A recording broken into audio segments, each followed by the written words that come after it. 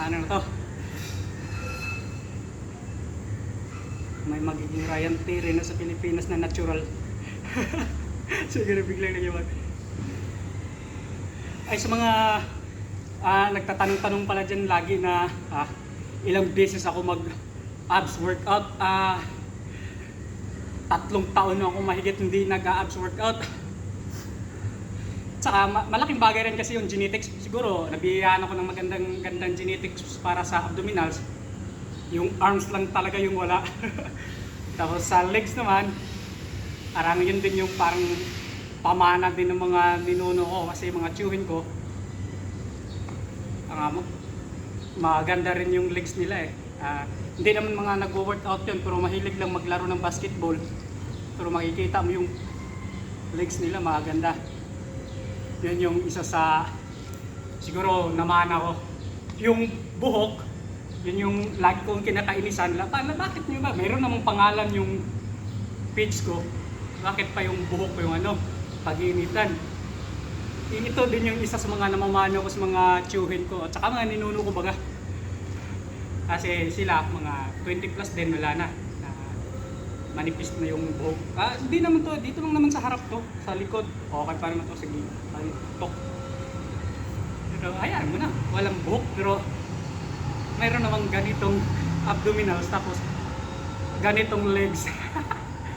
Yung arms, pag nag-bulking na ako, pag sikapan ko yan. Nung nakaraan kasi, bala ko sanang trabahuin yung arms ko tapos biglang yung nilaruan ko dati na competition, magpapalaro sila kagad kaya hindi na ako nagpa-bulking, nagkakating ako ulit tapos hindi pa natuloy kasi nagbago yung patakaran nila. Hindi na kaya ng budget ko yung bagong patakaran nila kaya hindi ko na tinuloy.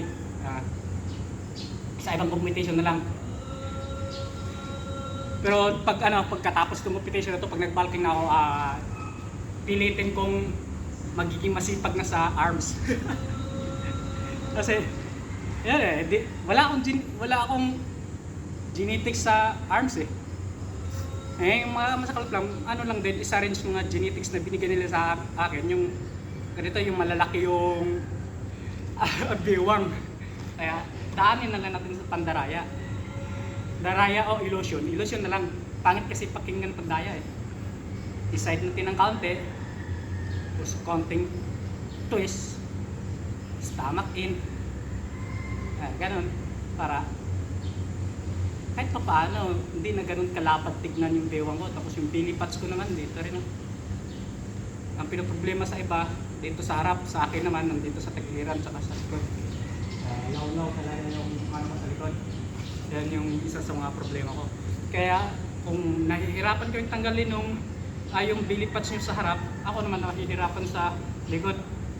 Ayon sa mga napanood kong mga matanggalan natin tong ganitong pads pagka wala na talaga below single digit na yung body pads natin.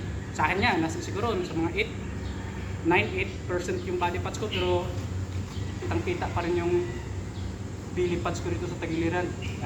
Kaya mahirap yan. Pag natanggal natin yan, hindi na pang lifestyle na na body pads, pang competition na.